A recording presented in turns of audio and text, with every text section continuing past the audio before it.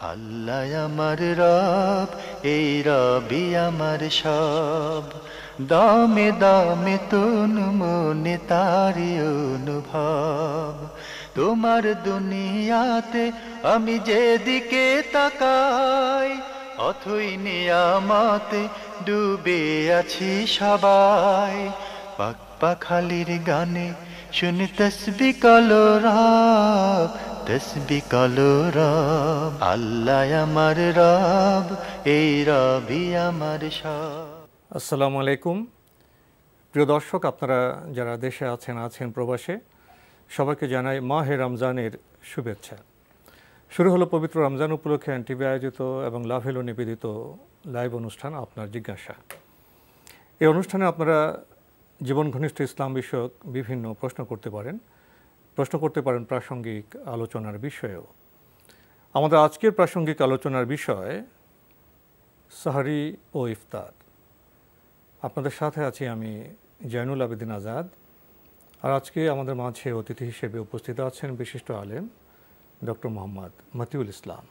আসসালামু আলাইকুম ওয়া রাহমাতুল্লাহি ওয়া বারাকাতুহু। প্রিয় দর্শক, চলুন তাহলে জিজ্ঞাসার আলোকিত ভুবনে আমরা প্রশ্ন নিচ্ছি। আসসালামু আলাইকুম, পরিচয় দিয়ে প্রশ্ন করুন। আসসালামু আলাইকুম। ওয়ালাইকুম আসসালাম। মোহাম্মদ ইফতেখার আলম বলতেছিলাম, আপনারা ভালো আছেন? আলহামদুলিল্লাহ। জি, আমার একটা প্রশ্ন ছিল। জি বলুন।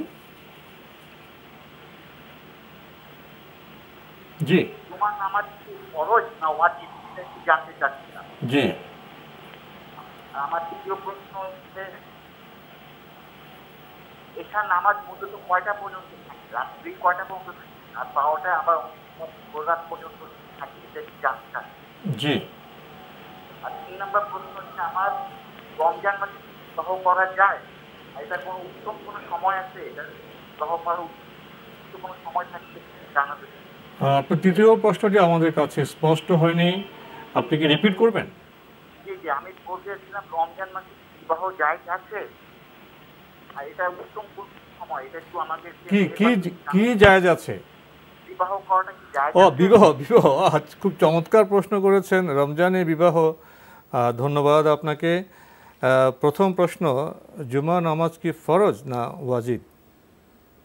বিসমিল্লাহ, আলহামদুলিল্লাহ, ওয়াসসালাতু ওয়াসসালামু আলা রাসূলিল্লাহ, ওয়া বাদ। জুমার নামাজ ভাই প্রশ্ন করেছেন ফরজ নাকি ওয়াজিব। মূলত দুটার মধ্যে কোনো পার্থক্য নেই। ফরজ যেটা সেটাই ওয়াজিব, ওয়াজিব যেটা সেটাই ফরজ। ফরজ বলা হয় মা ইউসাবু ফাইলুহু ওয়া ইউআকাব তারিকুহু, যেটা করলে সওয়াব হবে, না করলে পাপ হবে, কিয়ামতের দিন শাস্তির সম্মুখীন হবে। ওয়াজিব একই কথা, যেটা করলে সওয়াব হবে, না করলে পাপ হবে, কিয়ামতের দিন শাস্তির সম্মুখীন হবে। তো জুমার সালাত ফরজ, আপনি ওয়াজিবও বলতে পারেন, কিন্তু ফরজ। কারণ আল্লাহ তাআলা কোরআনে কারিমে সূরা জুমার মধ্যে বলছে, ইযা নুদিয়া লিস-সালাতি মিন ইয়াউমিল জুমআতি ফাসআউ ইলা যিকরিল্লাহ। এই জন্য ইমাম আবু হানিফা রাহিমাহুল্লাহ তিনি ফরজ আর ওয়াজিবের মধ্যে ছোট্ট একটা পার্থক্য করেছেন। সেটা বলছেন, যেটা কোরআন দিয়ে প্রমাণিত সেটা ফরজ, আর যেটা হাদিস দিয়ে প্রমাণিত সেটা ওয়াজিব, কিন্তু দুইটার মান সমান। মানে রাসূল সাল্লাল্লাহু আলাইহি ওয়াসাল্লাম যেটা নির্দেশনামূলক বলেছেন, জি, নির্দেশনামূলক ওয়াজিব, এবং সেটা আমাদের করতে হয়। জি, ফরজ আর ওয়াজিব দুইটাই সমান কথা। আমরা জানলাম। উনি আরেকটি প্রশ্ন করেছেন, এশার নামাজের সময় কতক্ষণ পর্যন্ত থাকে আর কি? আহলে ইলমদের মতে মানে ইশার সলাতের সময় থাকে রাত 12টা পর্যন্ত, অর্ধরাত্রি পর্যন্ত। কেউ কেউ বলেছেন যে ফজরের ওয়াক্ত হওয়ার পর্যন্ত, কিন্তু অধিকাংশ আহলে ইলম তারা বলেছেন যে রাত 12টা পর্যন্তই ইশার সলাতের ওয়াক্ত থাকে। আমরা 12টার মধ্যেই নামাজটা সেরে নেব এবং আমরা আওয়াল ওয়াক্ত পড়ার চেষ্টা করব।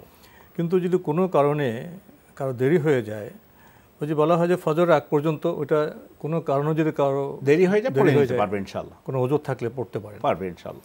ওনার শেষ প্রশ্ন, এটা খুব মজার প্রশ্ন করেছেন, রমজান মাসে কি বিয়ে করা যায়?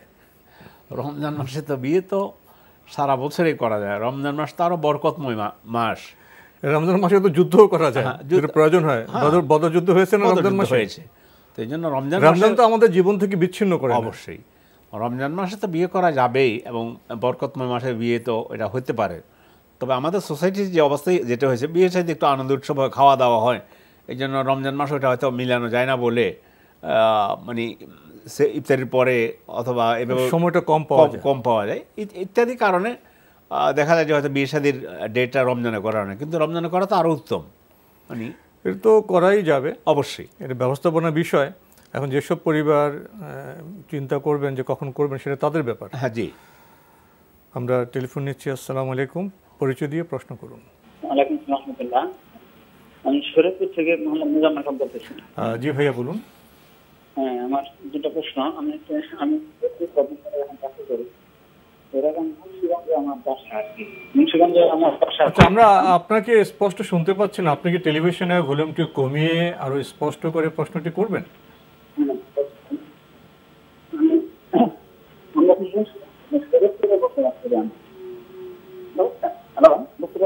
আমরা আপনাকে স্পষ্ট বুঝতে পারছি না, আপনি ধীরে স্পষ্ট করে টেলিভিশনের ভলিউমটি কমিয়ে প্রশ্ন করুন। হ্যাঁ, আমি দূরে চলে আসছি। জি বলুন বলুন। আমি শরীয়তপুরে থাকি। জি জি, শরীয়তপুর থাকি এবং মুন্সিগঞ্জ আবার আমাদের বাসা। মুন্সিগঞ্জ নিজের বাড়ি না, মানে মুন্সিগঞ্জ শহরের বাসা। হ্যাঁ, ওখানে আমার বাবা মা থাকে। জি হ্যালো, জি জি শুনতে পাচ্ছি। আমি এখন শরীয়তপুর থেকে যখন নাকি যাবো বাসে যাবো, হ্যাঁ, রোজার মধ্যে যাই বা অন্যান্য সময় যাই, তখন কি আমার এখানে কি আমার কসর করতে হবে না? দূর তো অনেক। দূরত্ব কত কিলোমিটার? দূরত্ব প্রায় 90 কিলোমিটার মতো। জি, আর কোনো প্রশ্ন আছে? হ্যাঁ, এখন এসে আমি আলেমদের জিজ্ঞাসা করতে বলছেন আমার কসর হবে, কিন্তু আমি আর কি কিছু মাঝে মাঝে বাবা মার ওখানে মাঝে মাঝে কিছু টাকা দেই আর কি, যেটা আমরা বলবো ইনশাআল্লাহ সময়। এটা প্রচল, মানে যেটা দেই ওটা মানে কিছুটা দেই আর কি, শেয়ার করি। জি জি, আপনার হ্যাঁ, কিন্তু এখন ঘটনা হচ্ছে এখন যে আমি রমজানের মধ্যে যাই, রমজানের ছুটিতে যখন যাই, তখন হয়তো আমার 15 দিনের কম থাকতে পারে। তখন আমি কি তাহলে এই নামাজগুলা পড়বো? দেখেন, এই সরি আর কি বলে এটা, তারাবি নামাজগুলা। জি হ্যাঁ, এই আমার এটা কি অ্যাকচুয়ালি কসর? আমি জিজ্ঞেস করছিলাম এলাকায়, বলছেন না এটা কসরই করতে হবে গেলে।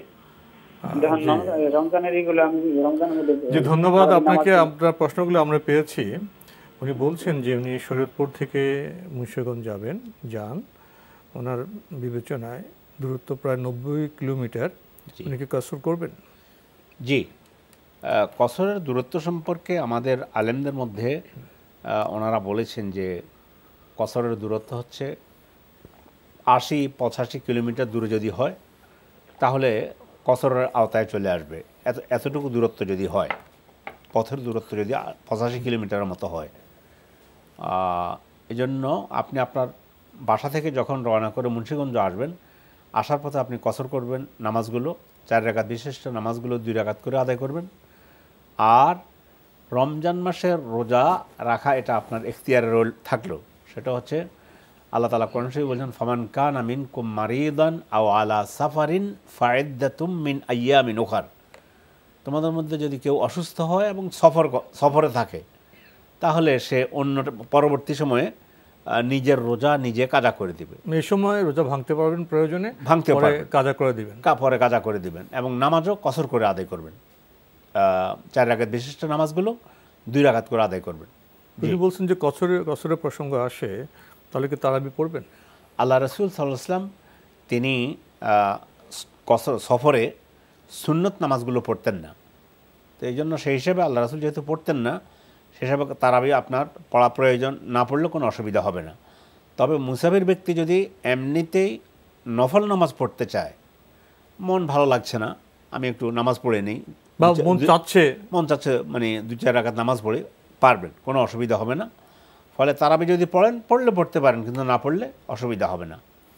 আরেকটি বিষয় যে দূরত্ব প্রসঙ্গ কসর নামাজ নিয়ে, এটা তো আমাদের যারা বিজ্ঞ আলেম, জি, অনেকে কিন্তু এই দূরত্বটাকে বেশি গুরুত্ব দেননি, এবং দূরত্ব কত কিলোমিটার এ নিয়ে তো অনেক মত পার্থক্য আছে। তারা বলছেন যে এটা সফর হতে হবে।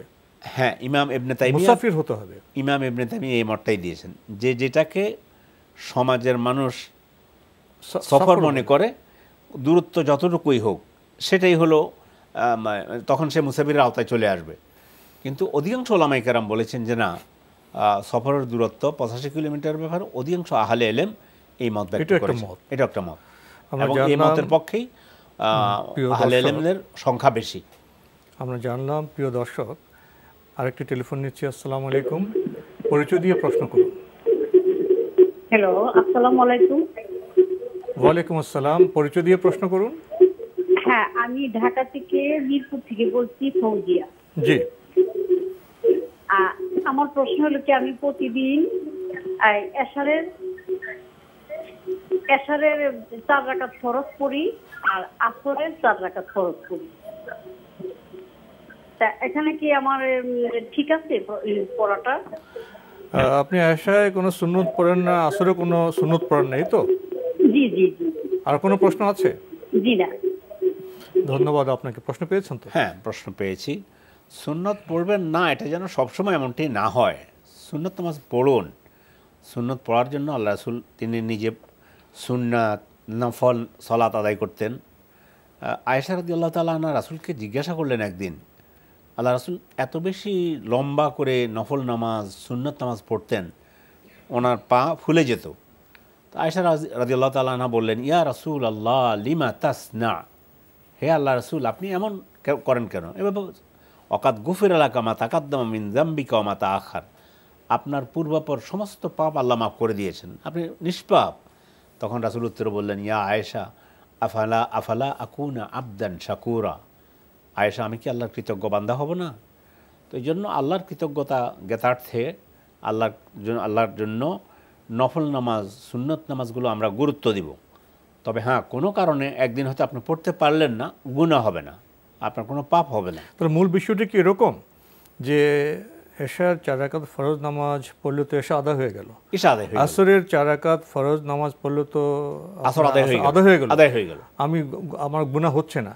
কিন্তু আপনি যেটি বললেন দিনের যে পরিপূর্ণ চেতনা, আল্লাহর প্রতি কৃতজ্ঞতা, সেগুলি বিবেচনা আনলে আমি যদি সুন্নত নফলগুলো পড়ি তাহলে তো আমার সওয়াবের মাত্রা বাড়বে, যোগফল হবে, সেটাই তো কল্যাণময়। দুটা হাদিস, একটা হচ্ছে রাসূলুল্লাহ মানে আল্লাহ রাসূল বলেছেন যে কিয়ামতের দিন বান্দার প্রথম ফরজ সালাতের হিসাব নেওয়া হবে, ফরজ নামাজের।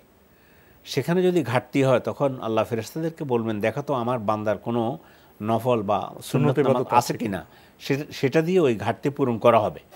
এই জন্য আমরা বিষয়টা হলো কি, আপনার ফরজটা পড়লে ওই ওয়াক্তে নামাজ আদায় হবে, কিন্তু পরকালে চিন্তা করলে, সওয়াবে চিন্তা করলে আমাদের অবহেলা করা যাবে না নফল এবং সুন্নত পড়ার ব্যাপারে।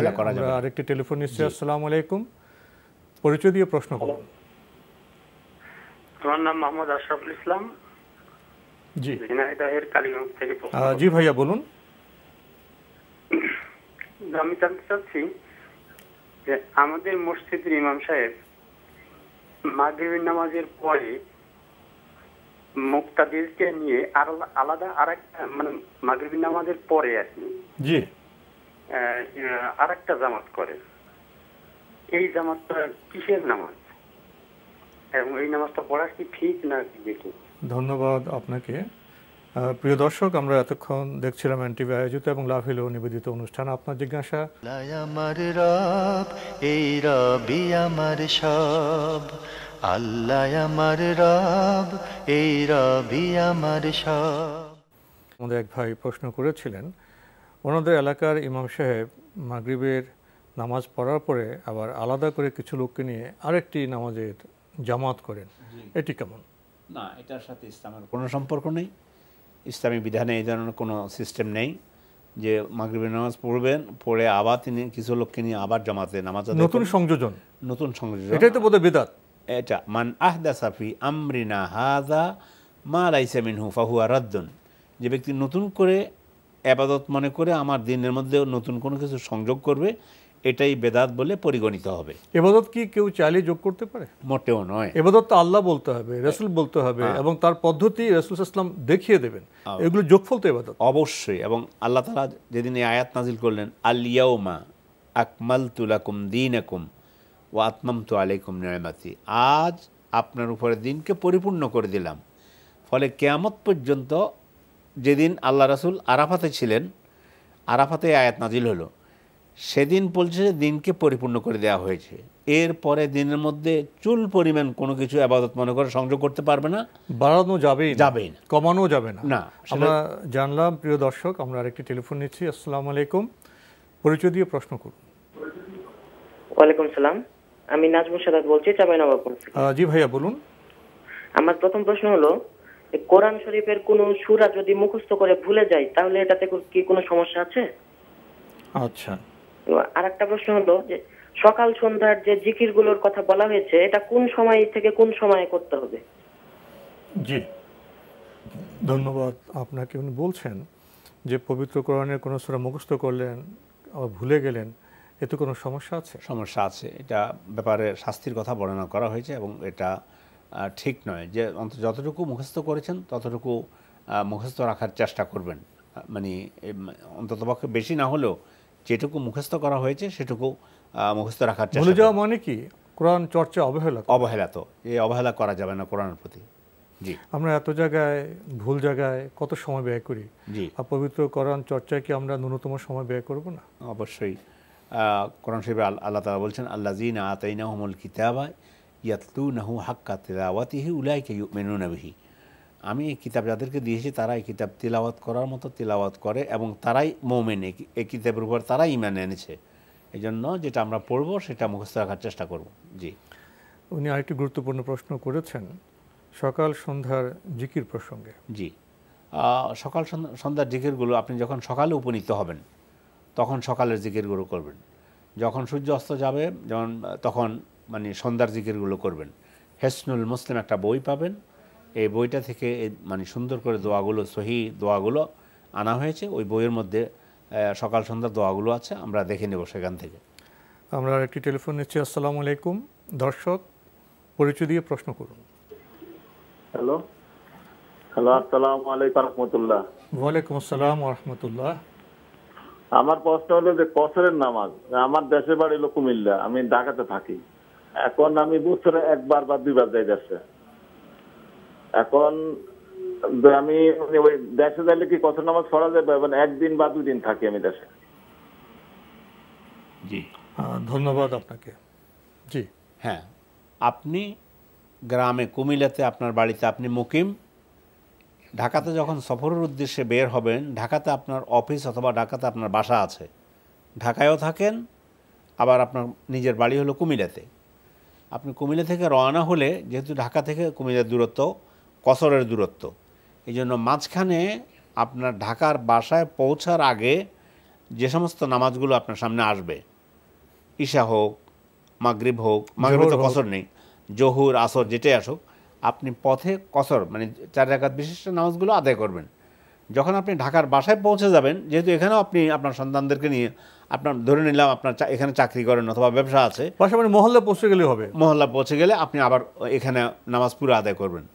আবার কখনো যখন আপনি কুমিল্লার উদ্দেশ্যে রওনা হবেন, আপনার বাড়িতে পৌঁছার আগ পর্যন্ত পথে আপনি নামাজগুলো কসর করে পথে মুসাফির, পথে কাসর। জি, এটাই। বাড়িতে পৌঁছলে আবার পুরো নামাজ। হ্যাঁ, ঢাকাতে পৌঁছলে পুরো নামাজ, বাড়িতে পৌঁছলেও পুরো নামাজ আদায় করতে হবে। আমরা জানলাম। প্রিয় দর্শক, আরেকটি টেলিফোন নিচ্ছি। আসসালামু আলাইকুম। পরিচয় দিয়ে প্রশ্ন করুন। আসসালামু আলাইকুম। ওয়ালাইকুম আসসালাম। জি, আমার ভাইসা আপনার সাথে একটু কথা বলবে। কথা বলো। এই বিষয়টা হচ্ছে কি, ওনার যে শরীর খারাপ হয়েছে, হ্যাঁ, এখন কি উনি কি কোরআন তেলাওয়াত করতে পারবে বা রোজা রাখতে পারবে? এই বিষয়টার জন্য আপনার সাথে একটু মানে জানতে চাচ্ছি। ধন্যবাদ আপনাকে। আপনারা খুবই জীবন ঘনিষ্ঠ প্রশ্ন করেছেন। রমজানে তো আমাদের মা বোনদের শরীর তো খারাপ হয়, পিরিয়ড হয়। এই অবস্থা তারা কি কোরআন পড়তে পারবেন, রোজা রাখতে পারবেন? না, পিরিয়ড অবস্থায় রোজাও রাখবে না, পিরিয়ড অবস্থায় কোরআনও তেলাওয়াত করবেন না। কি করবেন? এমনি শুধু আল ওয়েরদুল ইয়াউমি বলে আরবিতে একটা শব্দ, প্রাত্যহিক দিনে যেমন সকালবেলা দোয়াটা যদি সকালে পড়েন, খাবার খেতে যদি বিসমিল্লাহ বলেন, প্রাত্যহিক তাসবিহগুলো, দোয়াগুলো পড়তে পারবেন। হ্যাঁ, এটা করা যাবে। তো এখন রমজানে যে রোজা রাখতে পারলেন না বা কোরআন পড়তে পারলেন না, কোরআন তো এটা অন্য সময় পড়তে পারবেন, কিন্তু রোজার কি অবস্থা হবে? রোজাটা পরে নিজের রোজা নিজে কাজা করবে। রমজানে পিরিয়ডের টাইমে 6টা রোজা ভেঙেছে, এই 6টা পরবর্তীতে তিনি রাখবেন। সেই রাখাটা আয়েশা রাদিয়াল্লাহু তাআলা আনহা, তার থেকে একটা হাদিস আছে যে তিনি বিভিন্ন ব্যস্ততার কারণে ওনার রমজান মাসে পিরিয়ডের কারণে যে রোজাগুলো কাজা হতো সেগুলো পরবর্তী শাবান মাসে তিনি সেই রোজাগুলো আদায় করতেন, পরবর্তী রমজান আসার আগেই। কিন্তু কেউ যদি এই রমজান আজকে শেষ, পরের দিন থেকে কাজা রোজাগুলো করে দেন, ঈদের পর থেকে, সেটা অসুবিধা নেই, এটা করে দিতে পারেন। তবে আয়েশার হাদিস থেকে যেটা জানলাম সেটা হচ্ছে দেরি হলো শাবান মাসের আগে, মানে শাবান মাস পরবর্তী শাবান মাস পর্যন্তই যে কোনো টাইমে এটা কাজা করে দিবেন। আমরা জানলাম। প্রিয় দর্শক, আরেকটি টেলিফোন নিচ্ছি। আসসালামু আলাইকুম, পরিচয় দিয়ে প্রশ্ন করুন। হ্যালো, আসসালামু আলাইকুম। ওয়ালাইকুম আসসালাম। জি, আমার নাম দেলোয়ার হোসেন লিটু, আমি হবিগঞ্জ থেকে বলছি। জি বলুন। আচ্ছা, আমি ওই যে বৃহস্পতিবারে আপনার উমরাতে গিয়েছিলাম, তো বৃহস্পতিবার আমাদের রিটার্ন ফ্লাইট ছিল বাংলাদেশে আসার। তো ওইখানে আপনার সেহরি খাওয়া হয়েছে আপনার সৌদি আরবে, আর ইফতার করা হয়েছে বাংলাদেশে। এখন ওই রোজা হবে কিনা, আর আমার রোজা কতটুকু, কয়টা রোজা রাখতে হবে, রাখলে কতটুকু, কয়টা রোজা পূর্ণ হবে, আমার এটা প্রশ্ন ছিল। ধন্যবাদ আপনাকে। পেয়েছেন তো প্রশ্ন? আমি যে উনি বলছেন উমরা গিয়েছিলেন, হ্যাঁ, উনি আপনার সেহরি খেয়েছেন এক জায়গায়, ইফতার করেছেন আরেক জায়গায়, সৌদি আরব বা বাংলাদেশে। জি, এতে ওনার রোজার কি হবে? হ্যাঁ, চমৎকার প্রশ্ন। সেটা হচ্ছে আমি ওনার কথায় যেটা বুঝলাম, রোজা শুরু করেছেন সৌদি আরব থেকে, যেহেতু সৌদি আরব আমাদের একদিন আগে রোজা শুরু করেছে, আর এখন তিনি বাংলাদেশে ফিরে আসছেন। মাঝখানে তিনি মুসাফির হিসাবে রোজা না রাখলেও পারতেন, যেহেতু তিনি ফ্লাইটে এসছেন, আরামে এসেছেন, ধরে নিলাম উনি রোজা রেখে দিয়েছেন। তো আপনি বাংলাদেশে আসার পরে প্রথম হলো ইফতারের টাইম। সৌদি আরব থেকে আমরা 3 ঘন্টা আগে ইফতার করি। মূল কথা হচ্ছে ইফতারের টাইম, আপনি সৌদি আরব রোজা রেখেছেন, বাংলাদেশে আসার পরে ইফতারের টাইমে ইফতার করবেন। সৌদি আরবে উনি আল্লাহর বান্দা, বাংলাদেশও আল্লাহর বান্দা। সৌদি আরবে থাকা অবস্থায় যে বিধান সৌদি আরবে পালন করবে সেটা পালন করবে, বাংলাদেশে আসার পরে বান্দা হিসেবে এখানকার মুসলমানরা যে বিষয় করছেন তাই তো করবেন। সৌদিতে সেহরি করেছেন, বাংলাদেশে এসে যখন সূর্য অস্ত গেছে তখন তিনি ইফতার করবেন। কারণ হলো হাদিসের মধ্যে আসছে, মানে আসসাউম ইয়াউমা তাসুমুন, রোজা যখন মুসলমানরা একত্রে রাখবে তখন রোজা করো। ওয়াল ফিত্র ইয়াউমা তাফতুরুন, যখন ইফতার করবে সকল মুসলমান যখন ইফতার করে।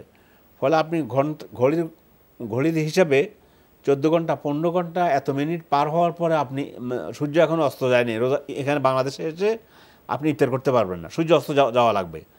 আর দ্বিতীয় কথা হলো, আপনি যেহেতু সৌদি আরবে রোজা শুরু করেছেন, ফলে বাংলাদেশে যদি 29 দিনের দিন চাঁদ দেখা যায়, সেদিন কিন্তু আপনার রোজা 30টা হবে। বাংলাদেশে আসার পরে এটা না, অথবা আপনার রোজা 30টা হয়ে গেছে হিসাব মতো, যেহেতু সৌদি আরবে একদিন আগে রোজা করেছেন, বাংলাদেশে কালকে ঈদ হবে, আপনার রোজা আজকে 30টা হয়ে গিয়েছে, তাই বলে আপনি আজকে ইফতার করতে পারবেন না, আপনি ওই মুসলমানদের সাথেই ইফতার করবেন। হয়তো সেটা নফল রোজা হয়ে যাবে, নফলে চলে যেতে পারে, কিন্তু এখানে গুরুত্বপূর্ণ বিষয় হলো মুসলমানদের সাথে মুসলিম উম্মার সাথে ঐক্যবদ্ধভাবে কাজ করা। জি, এবং যেই ভূগোলে এসছেন সেই ভূগোলের বিধানটাকে অনুসরণ করতে হবে, তাহলে তোমার রোজার কোনো সমস্যা হচ্ছে না। আমরা একটি টেলিফোন নিচ্ছি। আসসালামু আলাইকুম। দর্শক, পরিচয় দিয়ে প্রশ্ন করুন। জি, আসসালামু আলাইকুম। ওয়ালাইকুম আসসালাম। আমি শামসুল হক বলছিলাম, ঢাকা ক্যান্টনমেন্ট থেকে। জি ভাইয়া বলুন। আচ্ছা, আমি বেশ কয়েকটা হাদিসেই পেয়েছি আসলে যে প্রতি রাকাতে আমাদেরকে সূরা ফাতিহা পড়তেই হয়। তো সেই ক্ষেত্রে যদি আমরা ইমামের পেছনে উনি যখন উচ্চারণ সহকারে পড়েন তখন আমরা পড়লাম, কিন্তু উনি যখন 2 রাকাত পড়ে, তৃতীয় রাকাতে এবং চতুর্থ রাকাতে পড়েন, তখন আমাদের কি পড়তে হবে নাকি না পড়লেও চলবে? যদি পড়তে হয় তাহলে অনেক সময় দেখা যাচ্ছে যে আমার পড়তে পড়তে তার আগে ইমাম সাহেব হয়তো রুকুতে চলে গেলেন, সেই ক্ষেত্রে আমার করণীয়। ধন্যবাদ আপনাকে। এই বিষয়ে যে মতো বৈচিত্র্য আছে এ নিয়ে অনেক প্রশ্ন হয়, কি বলবেন? আপনি যে কথাটা বলেছেন এটা প্রসঙ্গে হাদিস হলো, লা সলাতা ইল্লা বিফাতিহাতিল কিতাব, সূরাতুল ফাতিহা পাঠ না করলে নামাজ হবে না। তারপরেও এখানে অনেকগুলো দিক আছে, যেমন একটা হলো আপনি এসে ইমাম সাহেবকে রুকুতে পেয়েছেন, আল্লাহু আকবার বলে রুকুতে চলে গেলেন, রুকুতে গিয়ে ইমামকে পেলেন, রুকুর তাসবিহ পাঠ করলেন, এটা আপনার 1 রাকাত গণ্য হবে। ইচ্ছে করে ফাতিহা বাদ দেন, আপনি ফাতিহা পড়ার সুযোগ পাননি, এই জন্য এই রাকাতে আপনার যে ফাতিহা পড়লেন না এটা লাগবে না। কেননা হাদিসের মধ্যে আসছে, মান আদরাকার রুকু ফাকাদ আদরাকার রাকাহ, যে ব্যক্তি রুকু পেল সে রাকাত পেয়ে গেছে, এই একটা দিক। 2 নম্বর হলো, ইমাম যে সমস্ত সলাতের মধ্যে জোরে কেরাত পড়েন, মাগরিবের প্রথম 2 রাকাত, ইশার নামাজের প্রথম 2 রাকাত, ফজর সলাতের 2 রাকাত, এ সময় একটা মত এটাও আছে যে আল্লাহ তাআলা কোরআন শরীফে বলছেন ওয়াইজা কুরিআল কুরআনু ফাসতামিউ লাহু ওয়া আনসিতু লাআল্লাকুম তুরহামুন, যখন কোরআন তেলাওয়াত করা হয় তখন গভীর মনোযোগ সহকারে শ্রবণ করো এবং চুপ থাকো।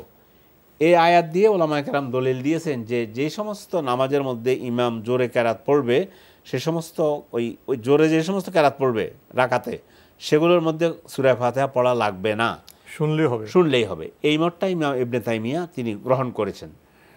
আর বাকি আস্তে যেগুলোতে সূরা ফাতিহা পড়ে অবশ্যই আপনি সেখানে সূরা ফাতিহা পড়বেন।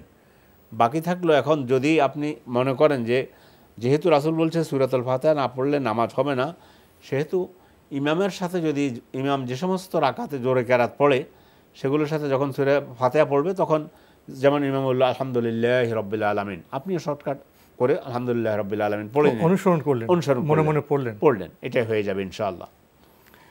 আমরা জানলাম প্রিয় দর্শক এই গুরুত্বপূর্ণ বিষয়টি সম্পর্কে। আমরা দেখছিলাম এনটিভি আয়োজিত এবং লাভ হলো নিবেদিত অনুষ্ঠান আপনার জিজ্ঞাসা।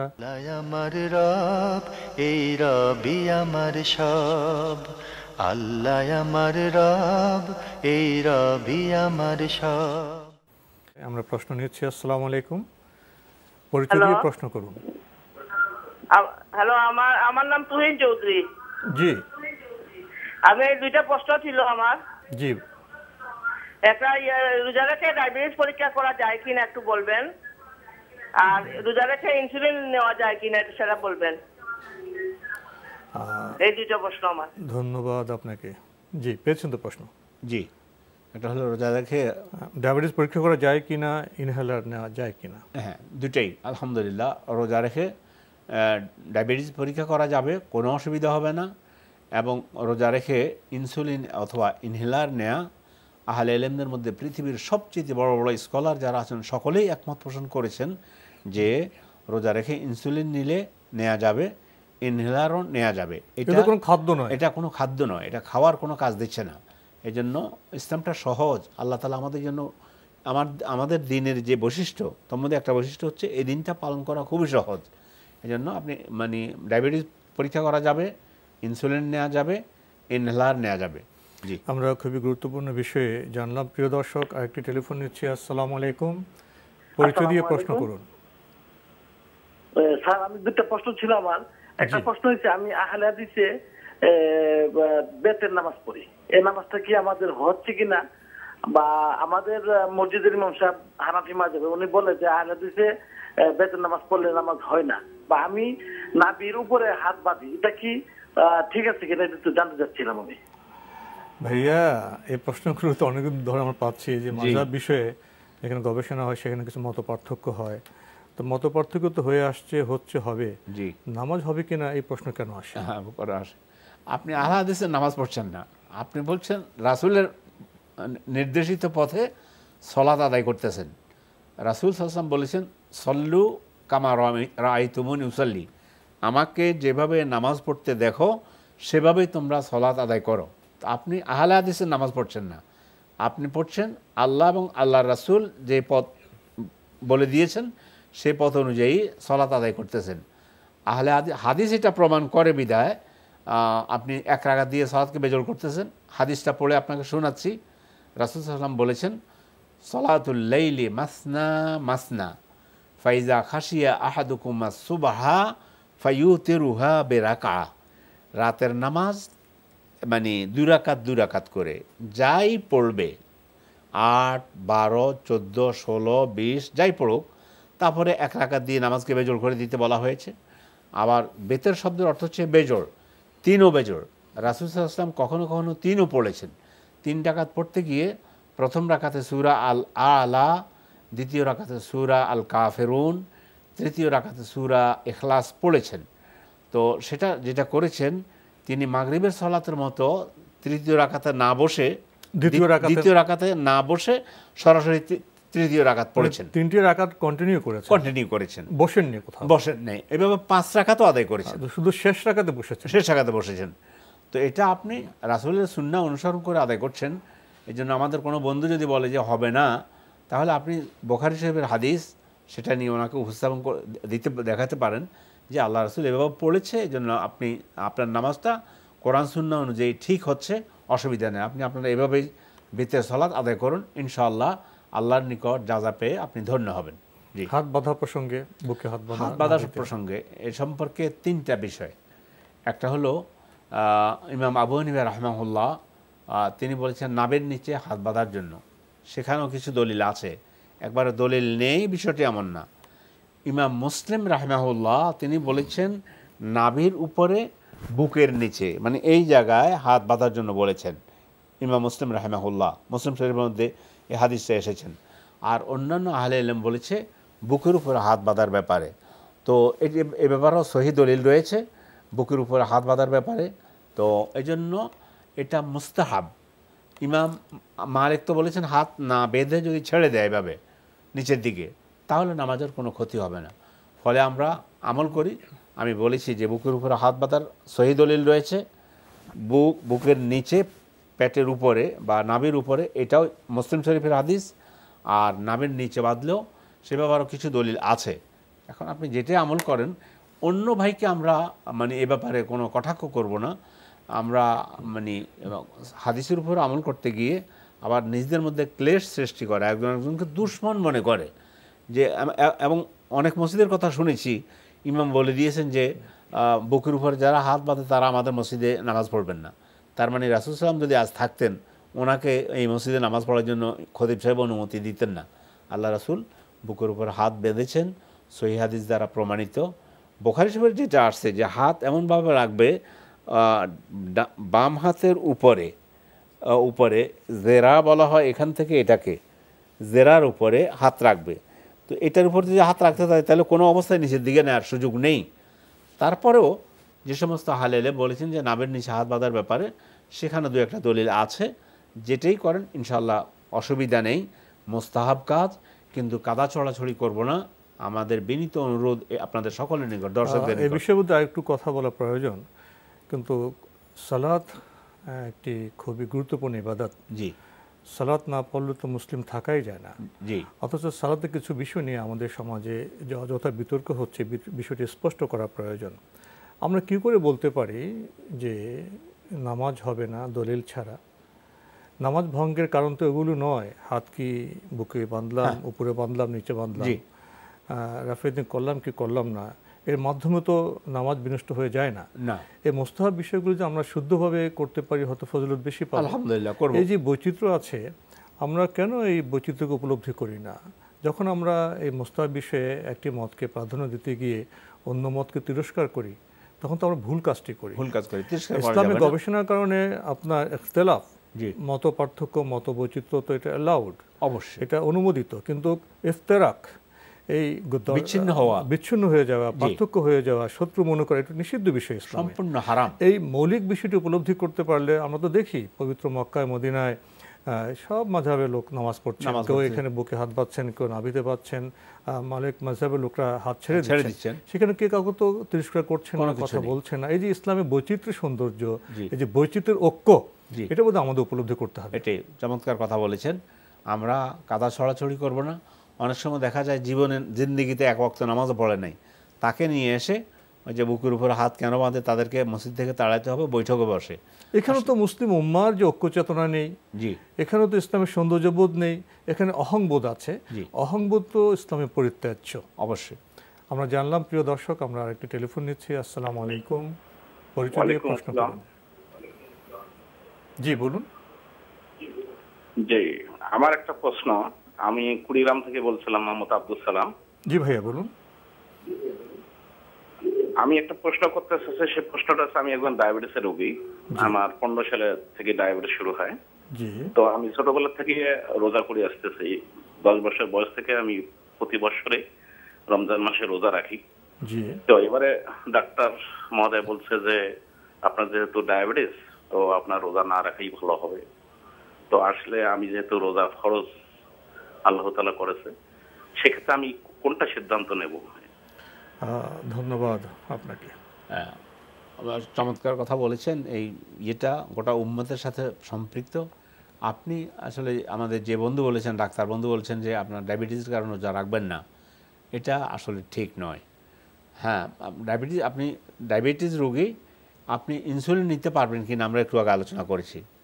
আপনি ইনসুলিন নিতে পারতেছেন এবং এতে কোনো সমস্যা নেই, তা আপনি নিয়ে দেখেন, ইনসুলিন নিয়ে এবং আপনি রোজা রাখেন।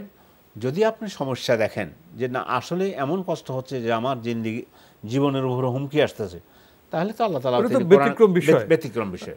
সাধারণত আপনার ডায়াবেটিস যে রোগটা হয় ইনসুলিন নিলে তো এটা করা যায়, যদি এমন হয়ে যায় ডাক্তার বলেন যে আপনার জীবন হানি হতে পারে, সেক্ষেত্রে তো ইসলামের বিধান আছে, ফাইন, সেক্ষেত্রে তো উনি ক্ষমা পেয়ে যাবেন। ফাইন কুনতুম মারদা আও আলা সাফারিন ফাইদ্দাতুম মিন আইয়ামিন উখার, তাহলে তোমরা যদি অসুস্থ হও তাহলে পরবর্তীতে তোমাদের যে কয়টা রোজা ভাঙবে সেটা পরে রাখবে।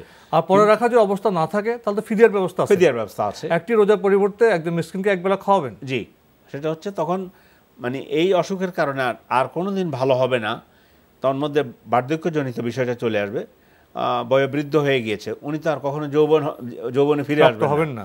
এই জন্য ওনাদের জন্য রোজা ভাঙার অনুমতি আছে, মানে যতদিন বেঁচে থাকেন, এবং এর পরিবর্তে ফিদিয়া দিবেন, একজন মিসকিনকে খাবার দান করবেন।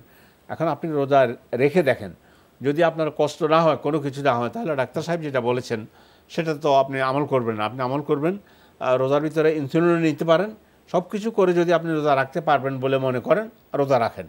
যদি দেখছেন যে না আসলে ডাক্তার যেটা বলেছে আমার পক্ষে রোজা রাখা সম্ভবই না এবং আমার জীবনের উপর হুমকি আসতে পারে, তাহলে রোজা ভাঙবেন, অসুবিধা নেই, পরে ফিদিয়া দিবেন। বাস্তব অবস্থার নিরিখেই কর্তব্য নির্ধারণ করবেন। প্রিয় দর্শক, আমরা আরেকটি টেলিফোন নিচ্ছি। আসসালামু আলাইকুম, পরিচয় দিয়ে প্রশ্ন করুন। হ্যালো, আসসালামু আলাইকুম। ওয়ালাইকুম আসসালাম। জি, আমি চট্টগ্রাম থেকে বলতেছি। কে বলছেন? আমি মুন্না। জি ভাইয়া বলুন। জি ভাই, আমার কথা হচ্ছে যে আপনার ওই ইমাম আপনার যখন 2 রাকাত নামাজ পড়বো, যখন ইমাম চুপ হয়ে থাকে, তখন যখন ইমাম আলহামদুলিল্লাহ সূরা ফাতিহা পড়ে, তখন কি আমার থেকে পড়তে হবে? সেটা কি না পড়লে কি হবে না, নাকি পড়তে হবে? এটা একটু জানতে চাচ্ছি। ধন্যবাদ আপনাকে। আবার সে সূরা ফাতিহা প্রসঙ্গ। জি, বলছি আমরা সূরা ফাতিহার ব্যাপারে 3টা মত রয়েছে। একমত হচ্ছে সূরা ফাতিহা ইমামের পিছনে সকল নামাজের মধ্যে আস্তে কেরাত পড়ুক, জোরে পড়ুক, সর্ব অবস্থায় সূরা ফাতিহা পাঠ করবে। দলিল, আল্লাহ রাসূল বলেছেন লা সলাতা ইল্লা বিফাতিহাতিল কিতাব, ফাতিহাতুল কিতাব না পড়লে, সূরাতুল ফাতিহা না পড়লে নামাজ হবে না। তো অনেকগুলো হাদিস আছে। আরেকটা মত হচ্ছে 4 রাকাত বিশিষ্ট নামাজের প্রথম 2 রাকাতে যেখানে জোরে কেরাত পড়া হয়, যেমন ঈশার সলাত, যেমন মাগরিবের 2 রাকাত, ঈশার নামাজের 2 রাকাত, এই 6 রাকাত সলাত যখন ইমাম জোরে কেরাত পড়তেছেন তখন চুপ থাকবেন। এটা এই জন্য কোরআন শরীফের আয়াতের মধ্যে আল্লাহ বলছেন ওয়াইজা কুরিয়াল কোরআনু ফাসতামিউ লাহু ওয়া আনসিতু লাআল্লাকুম তুরহামুন, যখন কোরআন তেলাওয়াত করা হয় তখন গভীর মনোযোগ সহকারে শ্রবণ করো এবং চুপ থাকো। এই হাদিসের আলোকে যদি আপনি ইমাম যে সমস্ত সলাতের মধ্যে জোরে কেরাত পাঠ করে সেখানে যদি চুপ থাকেন, ইনশাআল্লাহ কোনো অসুবিধা হবে না। আর ইমাম আবু হানিফা রাহিমাহুল্লাহ তিনি বলেছেন যে কেরাতুল ইমাম কেরাতুল মামুম, ইমামের কেরাত মুক্তাদির কেরাত। এটাকে ব্যাখ্যা দিয়েছে ওলামায়ে কেরাম, সূরা ফাতিহা ছাড়া অন্য কেরাত যেটা সেটা পড়বো না, সেখানে ওই কেরাতের কথা সূরা ফাতিহা তো খাস, সূরা ফাতিহা খাস করা হয়েছে। এই জন্য সূরা ফাতিহা পড়ুন নামাজের মধ্যে। যদি শুধুমাত্র জোরে যেগুলোতে কেরাত পড়া হয় সেগুলো না পড়েন, তাহলে ওই কোরআনের এই আয়াত দলিল হিসেবে, তাহলে আপনার নামাজ সহি হবে, অসুবিধা হবে না ইনশাআল্লাহ। আমরা আরেকটি টেলিফোন নিচ্ছি। আসসালামু আলাইকুম। দর্শক, পরিচয় দিয়ে প্রশ্ন করুন। আসসালামু আলাইকুম। ওয়ালাইকুম আসসালাম। আমি মিরপুর 10 নম্বর থেকে বুলবুল আহমেদ বলছিলাম। জি ভাইয়া বলুন। আচ্ছা, আমার প্রশ্ন হচ্ছে একটা হচ্ছে যে আমরা যে ফরজ নামাজ পড়ি জুমার 2 রাকাত, তারপরে মোনাজাতে হাত ধরি আমার ইমাম সহ সবাই, যদিও এটা বিতর্কিত প্রশ্ন। আর একটা প্রশ্ন হচ্ছে আমরা আমিন বলি না, আমরা আমিন কেউ জোরে বলি, কেউ মনে মনে বলি, অ্যাকচুয়ালি কোনটা ঠিক? আর একটা হচ্ছে আমরা ফাঁকা হয়ে দাঁড়াই। ঢাকা শহরে আমি ম্যাক্সিমাম মসজিদে দেখি লাইনে দাঁড়ানোর মধ্যে আমরা ফাঁকা হয়ে দাঁড়াই, অনেক সময় ফাঁকা থাকে, কারো শরীরের সাথে কারো টাচই লাগে না। অ্যাকচুয়ালি ফাঁকা দাঁড়ানো ঠিক, নাকি আমরা সবাই চেপে একদম লাইনটা সোজা হয়ে দাঁড়ানো ঠিক? ধন্যবাদ আপনাকে। আপনি যে 3টি বিষয়ে কথা বলেছেন এগুলো বাস্তব বিষয়। জি, এখন দেখা যায় জুমার নামাজ শেষে সবাই হাত তুলে মোনাজাত করছেন, ঠিক হচ্ছে কিনা ওনার প্রশ্ন। জি, এটা যেটা বলেছেন রাসূল সাল্লাল্লাহু আলাইহি ওয়াসাল্লাম তার জিন্দেগিতে একদিনের জন্য একবারের মতো সাহাবাদেরকে নিয়ে সংঘবদ্ধভাবে তিনি কোনো মুনাজাত করেননি। জামাত শেষে ফজর জামাত শেষে আল্লাহ রাসূল যে কাজটা করতেন, সালাম ফিরাতেন, সালাম ফিরাবার পরে যে সমস্ত দোয়াগুলো আছে, যেমন আস্তাগফিরুল্লাহ 3 বার বলতেন, তারপর বলতেন আল্লাহুম্মা আনতাস সালাম ওয়া মিনকাস সালাম, এটা পড়তেন। তারপরে আল্লাহুম্মা লা মানা লিমা আতাইতা, এভাবে অনেকগুলো দোয়া আছে। এরপরে ইস্তেগফার, সুবহানাল্লাহ, এরপর পড়তেন সুবহানাল্লাহ 33 বার, আলহামদুলিল্লাহ 33 বার, আল্লাহু আকবার 33 বার। পড়ার পরে সুবহানাল্লাহ, আলহামদুলিল্লাহ, লা ইলাহা ইল্লাল্লাহ, আল্লাহু আকবার, আল্লাহু আকবার, লিল্লাহিল হামদ, এগুলো পড়তেন। আয়াতুল কুরসি পড়তেন, সূরা ইখলাস পড়তেন, সূরা ফালাক পড়তেন, সূরা নাস পড়তেন। এগুলোর পরে কখনোই কোনো দিন আল্লাহ রাসূলের জিন্দেগিতে 23 বছর জীবনে কখনো তিনি সাহাবাদেরকে নিয়ে ফরজ নামাজের পরে একবারের জন্য তিনি কখনো হাত উঠিয়ে সংঘবদ্ধ দোয়া করেননি। সংঘবদ্ধভাবে একটা দোয়া শুধু একটা জায়গায় ইমাম বুখারীর মধ্যে এসেছে, বাবা সলাতুল ইস্তিসকার নামাজের বৃষ্টির জন্য রাসূল মিম্বরের উপরে দাঁড়িয়ে খুতবা দিচ্ছেন। এমন সময় এক ব্যক্তি এসে বলল যে মানে পশু পাখি সব মরে যাচ্ছে অনাবৃষ্টিতে, তো মানুষের কষ্ট হচ্ছে, আমাদের জন্য দোয়া করুন। রাসূল সাল্লাল্লাহু আলাইহি ওয়াসাল্লাম হাত উঠালেন, দোয়া করলেন, রাসূলের সাথে অন্যান্য লোকেরাও হাত উঠালেন, দোয়া করলেন। এই জন্য ওরাফা নাসু আইদিয়াহুম, এইটা ব্যতীত এটা হলো ইস্তিসকা সালাতের জন্য। এই জন্য ইমাম বুখারী এটাকে আলাদা চ্যাপ্টার হিসেবে ইস্তিসকা সালাতের মধ্যে এইটা ছিল, তাও রাসূল খুতবা দেওয়ার সময়। কিন্তু 5 ওয়াক্ত সালাতের আদায় করতে গিয়ে আল্লাহ রাসূল সাল্লাল্লাহু আলাইহি ওয়াসাল্লাম কখনও তিনি সাহাবাদেরকে নিয়ে দোয়া করেননি। কেউ বলেছেন যে একটা হাদিস আছে মানে ফরজ নামাজের পরে দোয়া আল্লাহ বেশি কবুল করেন, এই একটা হাদিস আনলেন। আরেকটা হাদিস আনলেন যে আল্লাহ রাসূল যখন দোয়া করতেন তখন মুখের মধ্যে হাত মুছে নিতেন, এই একটা হাদিস আনলেন। এইভাবে অনেকগুলো হাদিস এনে বলতেছেন যে যদি ফরজ সালাতের পরে দোয়া করা হয় তাহলে অসুবিধা নেই, এটা বলেন। কিন্তু আমরা দেখব আল্লাহ রাসূল করেছেন কিনা। যেহেতু আল্লাহ রাসূল করেন নাই, তাহলে আমরা এটা না করাই উচিত।